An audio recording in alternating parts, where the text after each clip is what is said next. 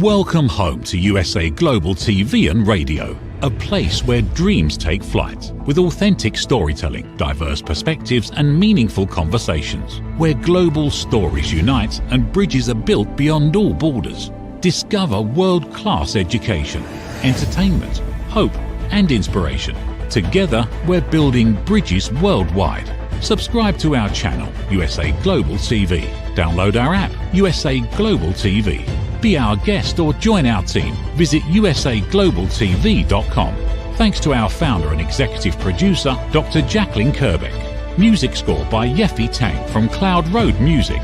Voiceover artist Mike Porter. Creative direction by Paul Garcia. USA Global TV and Radio, your home for global connection. All rights reserved. This video and its contents are the exclusive property of USA Global TV and Radio. Unauthorized use, duplication or redistribution in any form is strictly prohibited.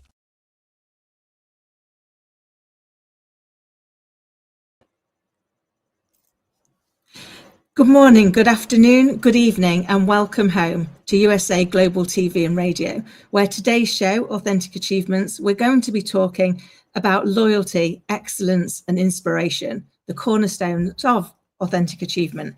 And it's absolutely my delight that I'll be joined by John Lanier, who excels at sharing profit rainmaking super trends, which enables companies to go up against Goliaths and win.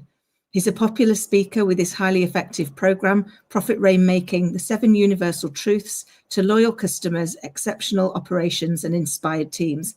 John is the CEO and founder of Middle Market Methods, a powerful consulting firm founded in 2006, working to dramatically reduce execution risk and double companies between $25 to $250 million in sales. He's known as a resultant, as his clients have coined, and his second book, Profit Rainmaking, is due out next year. John, welcome. My distinct pleasure. It's a delight to visit. Oh, it's a delight to have you here. And there's so many places that we could get started. But could you start by bringing to life a little bit more about those 7 universal truths, please? Sure. As we journey through life, we adopt our aphorisms for how we do what we do. And we have to distill it to something that resonates with our target market. And that's the short version of it. It's if we have principles that guide us, we're less likely to make egregious mistakes along our journey. I love that. I mean, we are all quite purpose and principle driven, aren't we? So understanding what they are, knowing what they are, is so vital, isn't it, to ensure that we are aligned authentically with what we're trying to achieve, and that we do so in a way that that feels right for us and for the people that we serve. Would that be fair? Indeed. Do you wish for me to elaborate on that? Please. Well, I hope for everyone listening that they find that thing which resonates with them passionately. And if they do, they will enjoy a life where they don't look at their challenges as work. They look at it as fun. I'm there. I am at that point where I know what I was meant to do. I'm enjoying it immensely. I've been doing it for 25 years now. And I would say I haven't worked a day in that period, but I've invested a lot of hours having a lot of fun helping people harness their latent potential. And it all begins with who we want to serve. That's a target market. And what is our unique value proposition for connecting with them so that they, and this is one of the things that would map to the 7 truths, is customers don't want to be sold, but they do want to buy. It is our obligation to figure out what that is so we can help. And then both of us win. I love that. That's so true. My dad used to say exactly the same thing. He's like, you can't, and I ran sales teams for years, and you say, you don't ask enough questions to be able to pitch what you're selling. Ask enough questions so the customer knows what they want to buy. Because nobody likes, as you say, nobody likes to be sold to. We feel it makes us feel cheated, doesn't it? It makes us feel like something happened, but we all live the buying experience. We all live that feeling that we were the one in control. We were the one that was in the driving seat. And so it's so important, as you say, to understand kind of who it is you're serving and what it is they either want or need. And I remember sharing once at a conference, much to my boss's disgust at the time, as I stood up in front of everybody and said, the first thing you need to know is nobody actually wants our product. And they all looked a bit horrified and went, but they do need it. So, and the reason I shared that is you can't create a want in somebody who's got a need, and you can't create a need in someone who's got a want, because they're different emotional plays, aren't they? Is that something you've found in organizations, and how can people work out if what they're doing is wants or needs based? Well, let me answer that by revisiting what you shared between need and want. All consumers, be they people or businesses, all consumers have a budget from which they make their purchases, and the needs part gets priority for obvious reasons. If your household is groceries and the power bill, let's say. And in business, it's raw materials. And then there's the want. I'd rather be in the category of need than want, because want is purchased with discretionary excess. Smart people would do that to avoid manufacturing a financial crisis.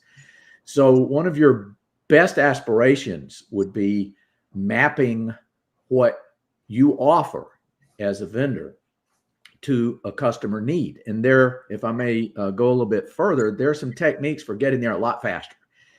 And, I recycle a lot of good material, and including wise people who said things that stuck. And one of it's, nobody cares how much you know until they know how much you care. So where do you start? And it's, since your customers, in my vernacular, they have to be the star of the show. How do you prove it? I'd like to learn your business. I want to know how I can help. What keeps you up at night?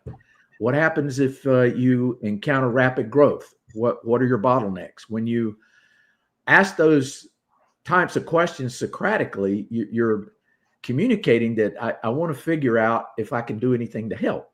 Because quite frankly, if I can't do anything to help, I'm wasting their time beyond that, and I just do more damage than good. So how do we get there quickly to get them comfortable with our possible role as a trusted advisor? And that's more than being a vendor. That's someone having an intimate type of connection with you, sufficient that they will share those things that they haven't quite figured out yet, or it's not working well.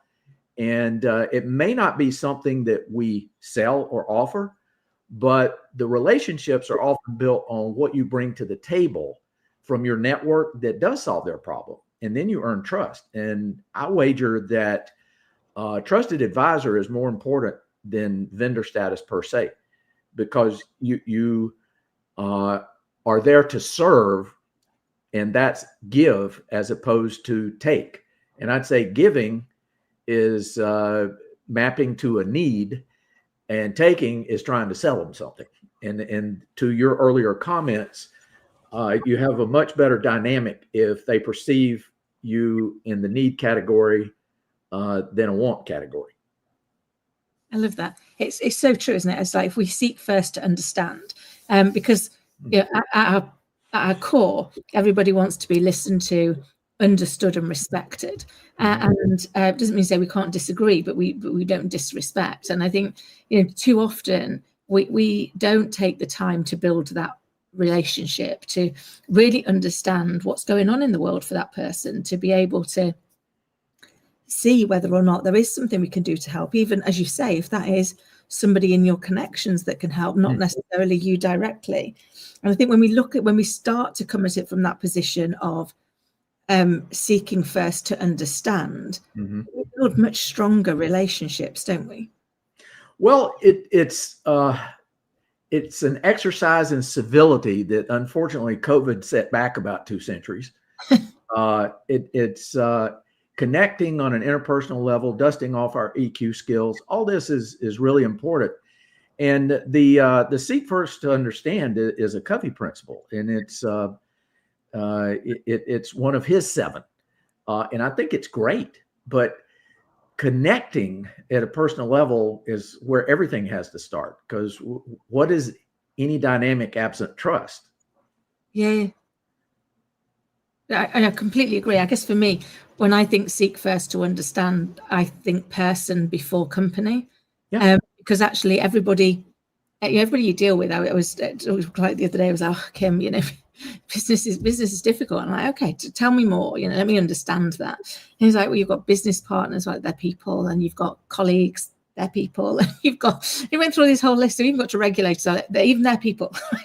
So what you've got is lots of different people, but if you're looking at them by purely the title that they carry, you're missing an opportunity to really seek to understand what's going on for them, as well as what's going on in their work, because we don't leave ourselves at the door, do we? Our emotional brain responds 24 times faster than our thinking brain. So wherever we go, we go.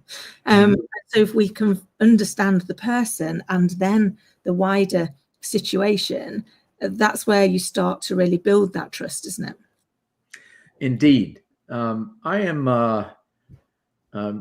compelled to share something I'm involved in right now. That is, I'm a coach in an entity called a Capital Collective that's specifically designed to coach aspiring entrepreneurs with latent potential and on a fast growth track. And it is incredibly fulfilling. And mapping to these principles that you're teeing up, the ability to ask questions as you understand their business model, to help them think through the big 3. Where's the revenue coming from? How do I keep up with it? That's operations. Where does the talent come from to steward it?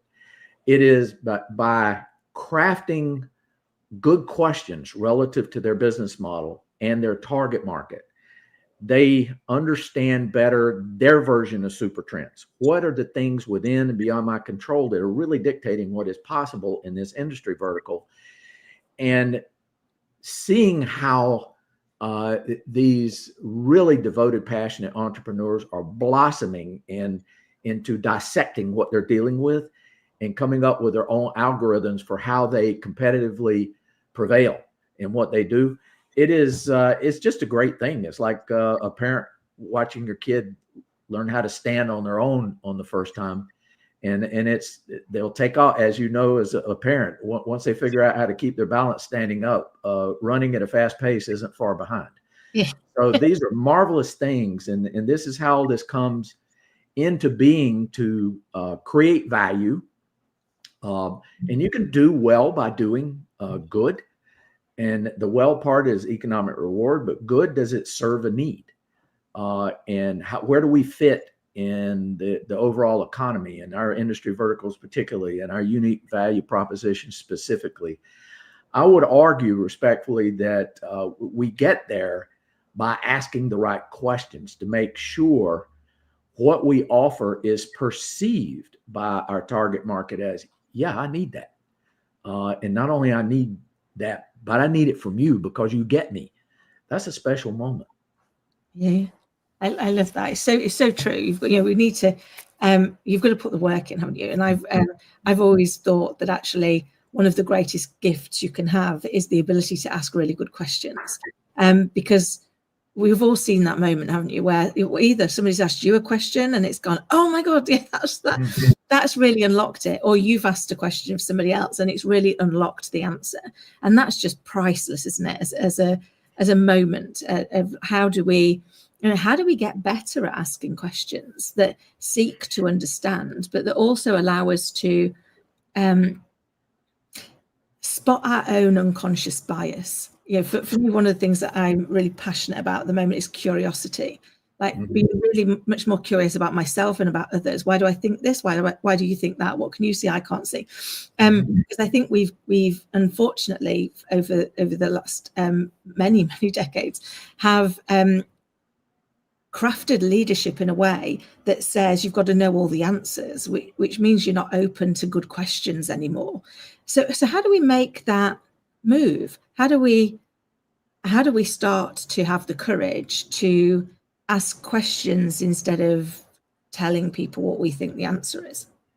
Ooh, we if we copyright the answer to that, we'll both be rich as Croesus, because we have to deal with a lot of things. I think the Almighty's joke on humanity is our resistance to change and our perception of being impervious to forces in nature. The great writers, the great researchers, the people that I look to for my continuous process improvement, which is education in motion, point out some things that make sense but are hard to do. You get more out of your team if you demonstrate a vulnerability that it doesn't. Some people say that's weakness. No, I don't think so. That's character.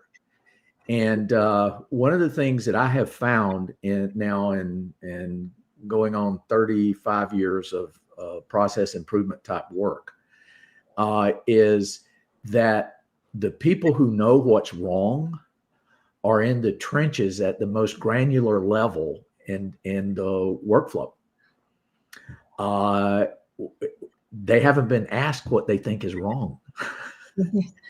And oh, by the way, they also have some ideas about how it could be improved. So we talk a lot, we read a lot, we discuss a lot about change agency, change management. There is no easier thing to change than when you ask people who do the work how it could be done better and more easily. And if they co-author, I shouldn't have said co-op, poor choice of words. If they co-author any portion of the solution, because you might complement it with, well, have you thought about whether this could work? Have you thought about that could work in conjunction with this idea? Great idea. Can we make it more robust? Any fingerprints by the folks who have to live with it after the fact on the proposed and implemented solution gets automatic change agency. So nothing, Simon Sinek discussed this in his book, Start With Why. Unless people, I'm paraphrasing, unless people buy into it for their reasons, you got to question its true sustainability. Because people like me, when we support change, we go home. And it doesn't remain changed unless the people who are there doing it every day actually believe it's the right thing to do enough that they keep doing it after you're out of the picture.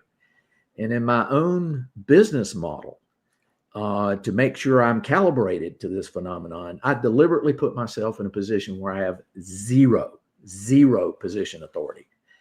And by its nature, I have to be good at EQ and change agency to help my clients implement sustainable change. Because at the end of the day, all consultants, even if they're resultants, all consultants are just visitors. That is so true. And I used to say before I moved into consulting, I built my career asking what I used to call the dumb girl questions. Going asking into every organization and asking everybody at the front line, can I ask you what's the dumbest thing we make you do every day? Because nobody asked them that question. And I guarantee it's a throwaway for everybody. Go and ask it next time you're in an organization, because you will find, to your point, John, all of the easy fixes of the things that actually cause the most angst. Because when we get the silly things wrong, they don't trust us with the big things. Because how do we miss that? How do we not see that was going?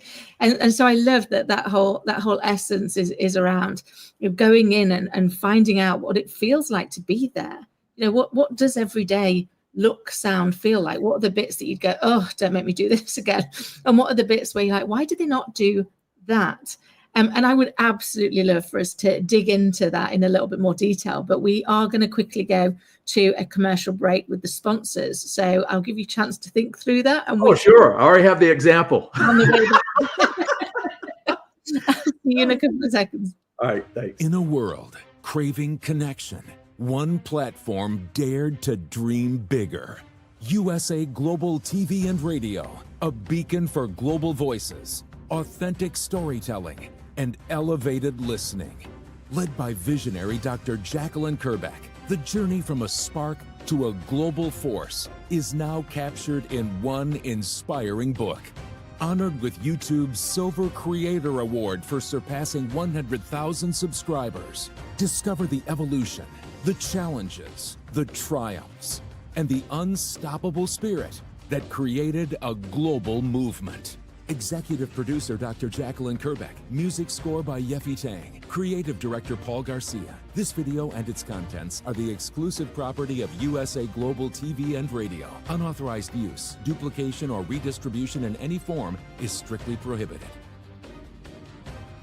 Now an Amazon #1 new release in paperback and ebook. Broadcasting Brilliance, the evolution of USA Global TV and Radio, is inspiring readers around the world. Join the movement that's redefining global media one story at a time.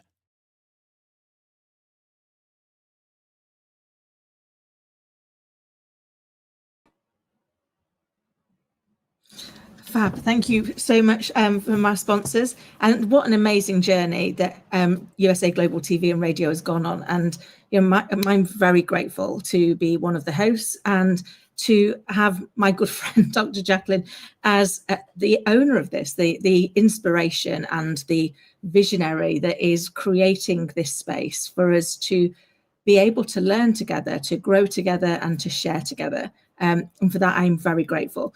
And so let's bring back John and carry on understanding a little bit more about how do we build better cultures for our people to have permission to be part of the solution. So, John, thank you so much for bearing with us while we went to our commercial break.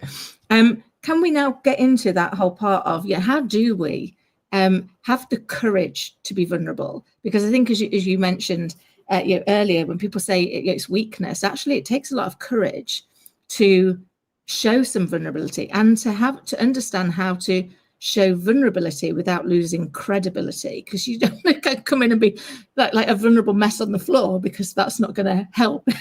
So it's finding that line, isn't it, of how do you do it authentically but also maintain that balance. I love the question you posed before the break, or the point you made. You said it's hard to come out of my mouth because I have daughters, but the dumb girl questions or something like that. And I thought, I, with my clients, reserve the right to ask stupid questions. It's one of the first things I come out of my mouth with, and they look at me sort of funny. And it's what? Who would do that? And I said, how am I going to learn if I don't ask questions? And they won't all be smart, but every now and then one sticks. And that's the 80-20 function. But I'll tell you a story that pulls all this together about how I learned that I'm actually a process nerd, which I wear with pride because, as we all know, nerds rule. I was drafted into this project a few years ago that was the first dynamic data warehouse in financial services. Data warehousing per se wasn't that new, but dynamic was a big deal, like feed it data and be able to use it instantaneously. And this is just a game changer type of project, and was part of a bigger initiative. And we were in the final throes and almost about to miss a deadline. And I was a SME in this thing that bridged the gap between users and coders, because they needed an interpreter both ways. And somehow somebody thought that was me. So we're trying to load 3 years of data to meet a launch date. And we were having troubles. So I just started asking dumb questions to the coders. And this was part of ETL, extract, translate, and load. And I said, well, what's the real problem here? So, well, just the quantity of data relative to this really critical calculation that we're trying to make. I said, tell me about the calculation. I said, it's a rolling 90 days. I said, okay. I said, what happens to the 91st day? He said, well, it drops off. I said, it's not retained anywhere. It's not archived. No. I said, why are we trying to load 3 years? And I was quiet. And they had that really curious look on their face, and they looked at me, and then they looked at their keyboard, and they looked at me, and they looked at their keyboard. I said, we don't have to load 3 years to do this. I said, Okay, does that give us anything? He said, yeah, we'll meet our deadline. So for testing purposes, we cut it to about 6 months. Well, difference between 6 months and 3 years of data is a big deal. And we made our deadline. So that is an example of asking a stupid question, but asking it in a way where they could be vulnerable to share and respond without feeling like they look stupid. I played stupid. And I learned a lot from that. And so a formula like that works when you're genuinely curious and you have a servant leader's heart and you're trying to help somebody solve their problem, but they have to understand what their problem is first, enough to communicate it to people like me who can ask questions to help them identify at a high level their super trends that make the rules before we get down to what we do within our industry vertical, before we get down to what we do with our business model. So there is some method to the madness, but that's how I'd respond to your question. Oh, I love that. I think it's so true. It's creating that safe space for people to raise questions and debates themselves. And I think, what I loved about what you shared is you also demonstrated an owning of the silence. Because too often we ask a question and then we leap straight in to save the person. It's like, that's thinking time. Give them chance. Let them process. Let them think about it. Give them, hold the space for them to be able to find their response and kind of sit with it. And I'd love to know your thoughts. I very often see in organizations that people ask a question and then immediately jump straight in and don't give the person enough thinking time, because it's almost like we've got scared of the silence. Mm-hmm. Would that be fair? Indeed. There's some manifestations of that are noteworthy here from a leadership perspective. If leaders do not encourage a lessons learned loop from both wins and setbacks, particularly on the setbacks, we are guaranteeing we will have to learn the lesson again at some point. That's an expensive thing. So by modeling those behaviors, and by the way, I just was reading some research on this recently, and a lot of our successes we attribute to genius when it can be blind luck, and success can be a very interesting opioid and make us addicted to our own genius when in fact we may have just been lucky that time. So if it's not, engineers have something they call gauge R&R, which means repeatable and reproducible. If you can't take a person out of the population and give them the same procedure you used to get that result, if they can't reproduce it at a statistically valid percentage, it was luck. So you can punish sometimes people who follow a good process and it just didn't yield a right answer.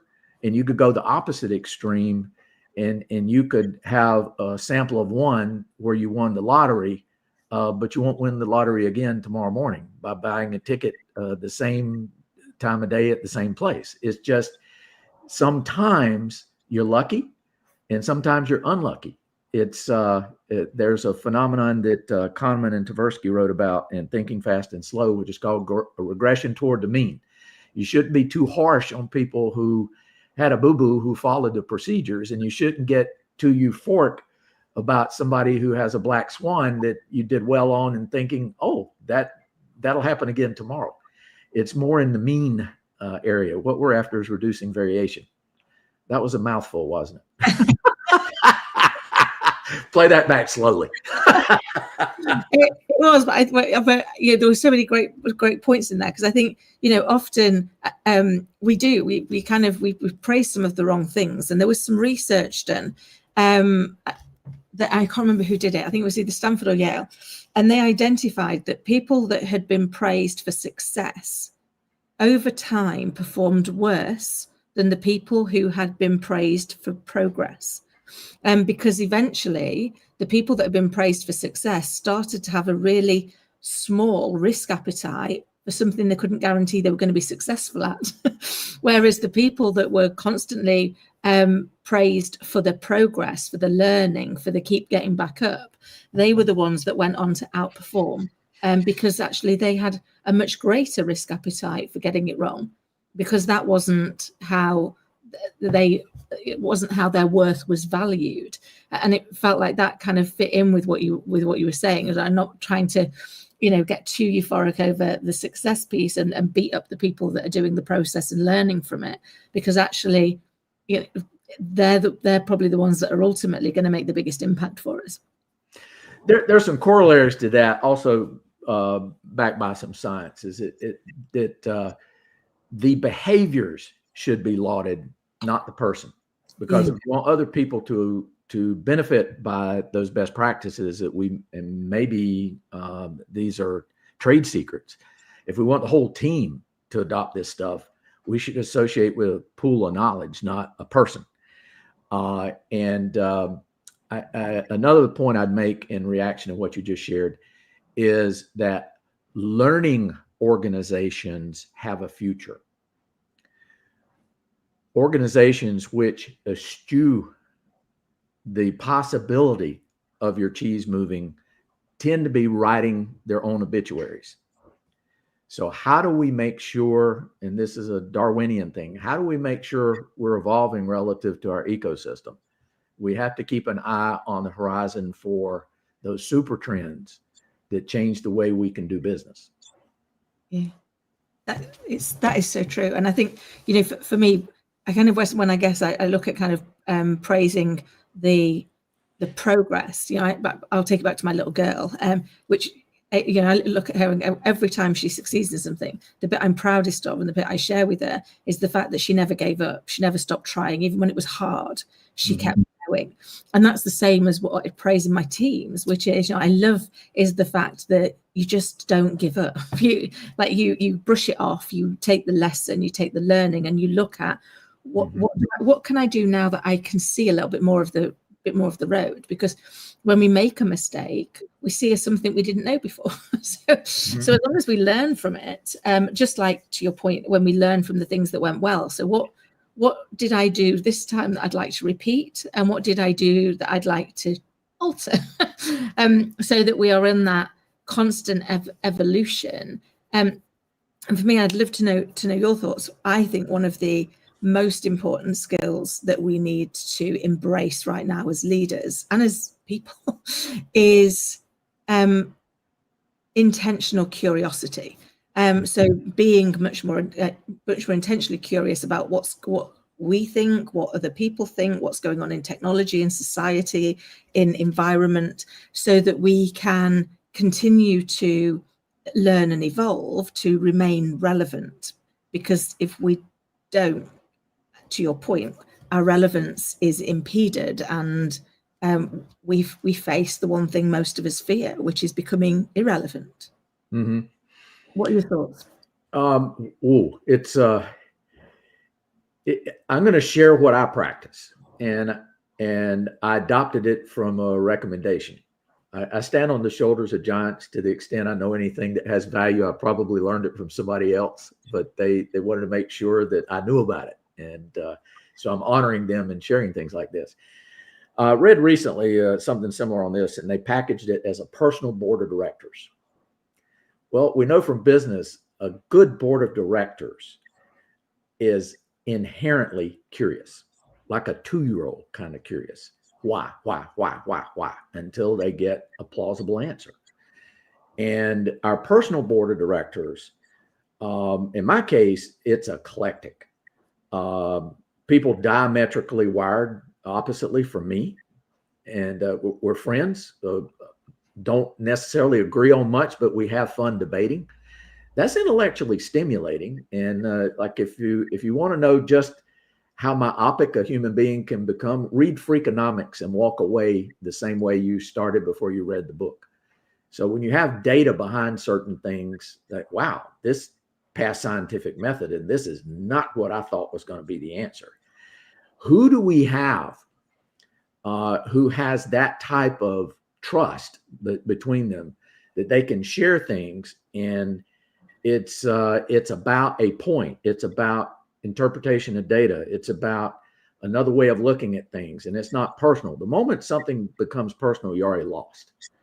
So how do we manifest this in a business model? I'm a big advocate on anything that's of a high risk execution, that there is an official devil's advocacy role to be empowered to ask the tough questions. And the responsibility can rotate across the executive leadership team so that nobody's always the bad person, if you will. But it's a learning exercise in how you critically think to try to come up with a question that nobody thought about that can make a big difference on risk versus reward. So my ultimate takeaway in responding to you on this is we have to deliberately want to seek things which contradict what we think the right answer is, to preclude myopia or groupthink, which are both evil in their own right. How do we make sure we made an informed decision with good information? And we just don't know unless we're curious. And nobody could possibly know everything about everything. There may be people who think and act like they do, but I steer clear of those people because they're a train wreck waiting to happen. I like curious people who, they're not paranoid, but they have a healthy curiosity. And as long as we stay curious and we're looking for answers with a scientific method whispering in our ear, we're less likely to do something insanely stupid that we just can't explain. I love that. That's so true, because I think that is why you have your board around you, isn't it? Because then you can see things from every angle. You can see things from different perspectives. And I think one of the things that I've learned is there's always three sides. It's three sides to every story. There's my truth, your truth, and the actual truth. And if we have a board, then the chances are we get to the actual truth, and therefore we can make a much more informed decision about it. And to your point, hopefully avoid doing anything terminally stupid that causes us or the organisation, or both us and the organisation, to have such angst around it. John, it's always a delight to chat to you. And I can't believe we're nearing the end of the show, and you've shared so much amazing stuff already. Our conversations always just disappeared. I always love that's a good sign. We have a good debate. But before we go, I'd love for you to share how people can get in touch with you and who you help. Sure. My target market is middle market companies between $25 and $250 million in sales that are eager to double without hurting their brand. So there's a methodology that I'm branding as the Profit Rainmaking Roadmap.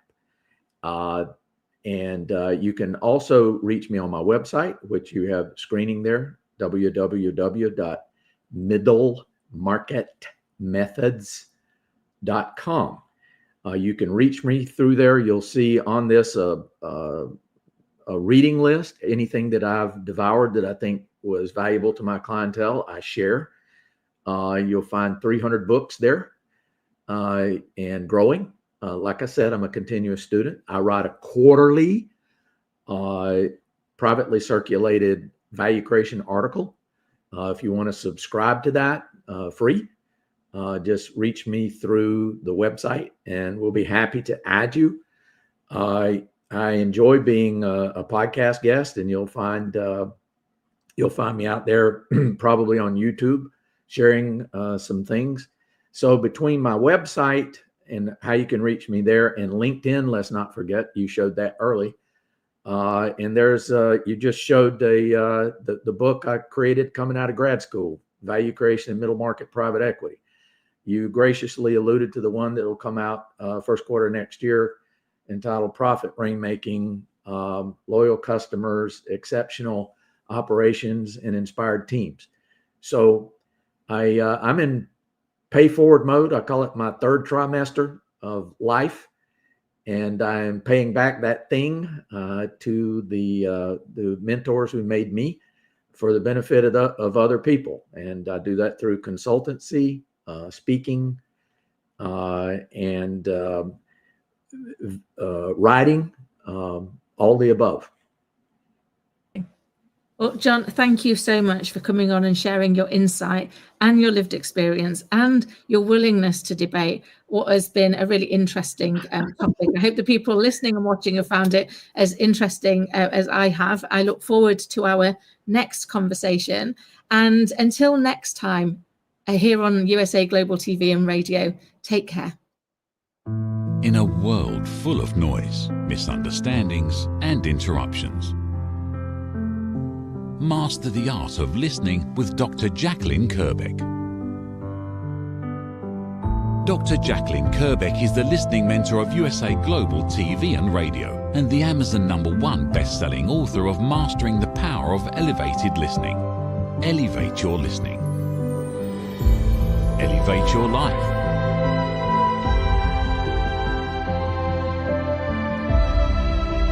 Join a global learning experience in person or via Zoom.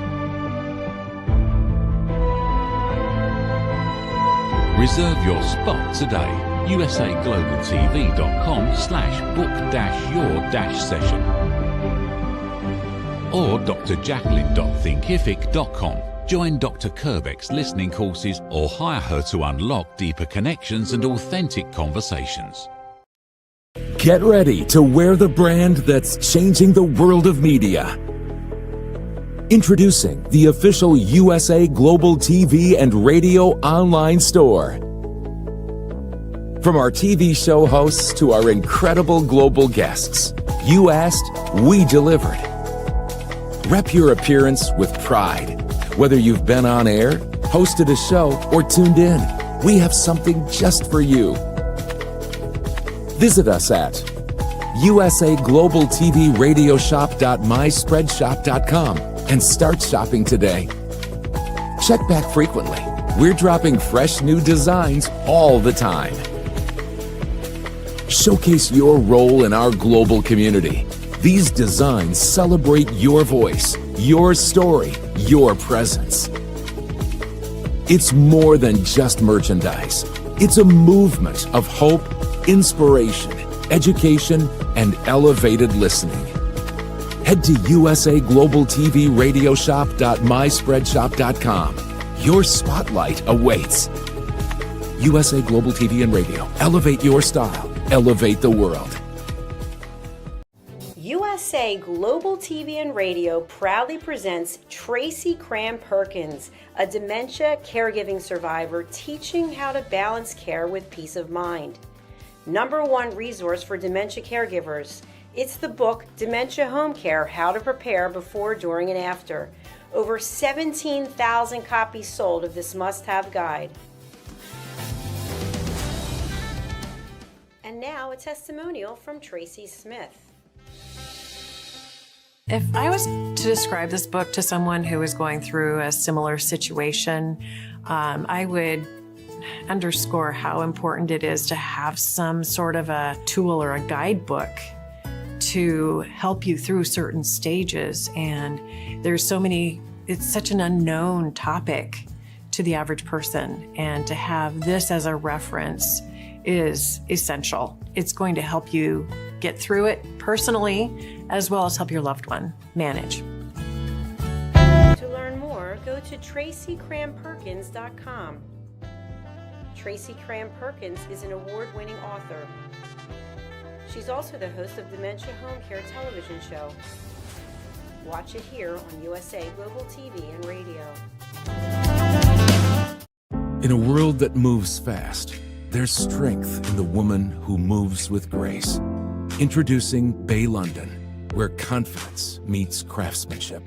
Each piece is intentionally designed for the woman who knows her worth, crafted from luxurious Italian eco-fabrics that feel as good as they look.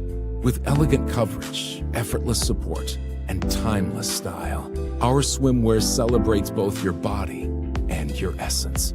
Founded by fashion expert Carrie Sykes, Bay London is made for women who want to feel sexy, stylish, and seen. From poolside to beachside, sunrise to sunset, Bay London outfits you for every moment that matters. Because beauty isn't about age, it's how you wear your confidence. Bay London, confidence elegance, effortless luxury. Visit baylondon.com. Act now for your exclusive friends and family discount of $35. Scan the QR code. Bay London, where confidence meets craftsmanship. Proud sponsor of USA Global TV and Radio. USA Global TV and Radio proudly presents Steve Klein Art at steveklein.art. My name is Steve Klein, born Manchester, England, 1953. My quest in my lifetime is to create artwork from my soul and the deepness within my wildest dreams and fantasies.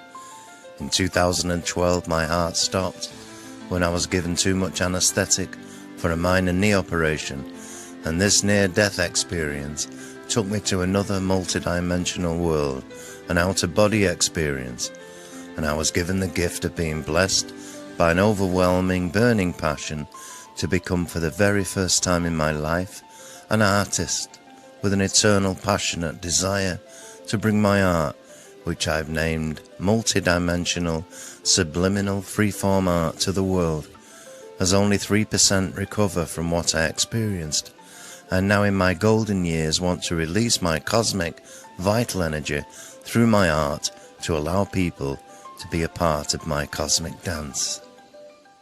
To learn more, email roccogoodwine@gmail.com. For VIP pricing, mention USA Global TV and Radio.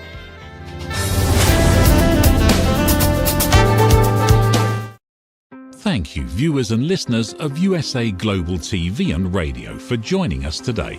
We're honoured to have your time and attention as part of our global community. At USA Global TV and Radio, we believe in the power of authentic conversations, meaningful connections, and creating a world of possibilities together. Want to be part of something bigger? Join our team of elevated listeners at usaglobaltv.com, a space where your voice matters and your ability to listen transforms relationships. Stay connected with us across all our platforms for thought-provoking discussions, expert insights, and empowering stories. Subscribe to our channels at youtube.com/c/USA Global TV. Follow us on social media and explore the endless opportunities we're creating for growth, learning, and inspiration. Together, we're not just broadcasting, we're building bridges and changing lives one conversation at a time. For inquiries, contact us at info@usaglobaltv.com. Music by Johnny Dyes. Produced by Executive Producer and Director Dr. Jacqueline Kerbeck. Voiceover by Mike Porter. Creative Direction by Paul Garcia. All rights reserved. Copyright 2025. Visit usaglobaltv.com to view our full terms and conditions.